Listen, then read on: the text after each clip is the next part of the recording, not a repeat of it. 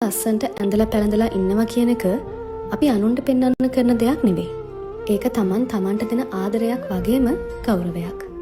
උදේට ඇහැරිලා ලස්සන්ට පිළිවෙලකට ලෑස්ති වෙලා කණ්ණාඩි ඉස්සරහට ගියාම මේ දැනෙන පොඩි ගැම්ම මුළු දවසම සාර්ථක කරගන්න අපිට උදව් කරනවා. ලස්සන්ට ඉන්නවා කියන්නේ බ්‍රෑන්ඩඩ් පස්සේ දුවන එකවත් ෆැෂන් කරන්න තියෙන පිස්සුවක්වත් නෙවෙයි. ඒක අපේ පර්සනැලිටි එකට ගැළපෙන විදිහට අපි හැඩ ගැහෙනවා කියන එක. අපි ලස්සන්ට ඉන්න හදනකොට අපේ සිතුවිලි තිබේටම ලස්සන වෙනවා.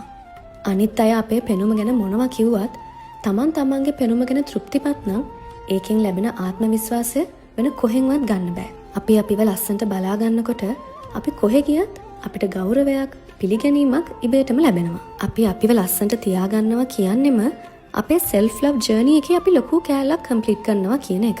මොකද අපි අපේ පෙනුම ගැන උනන්දු වෙනවා කියන්නේ අපි අපේ ජීවිතය ගැන උනන්දු වෙනවා කියන එක. ඒ නිසා ලොකු උත්සවයක් හොඳම දවසක් එනකන් ඉන්නේ නැතුව හැමදාම Tamanට පුළුවන් විදිහට තමන්ව ලස්සනට තියාගන්න පුරුදු වෙන්න. මොකද ඔයා ගැනම දකින ලස්සන රූපෙම තමයි ලෝකයටත් පේන්නේ. ලස්සනට ඇඳලා හිනාවකින් මුණ සරසගෙන ඉන්නකොට අපිට දැනෙන ඒ සැහැල්ලුව මුළු ජීවිතේම අපේ සුන්දර කරනවා.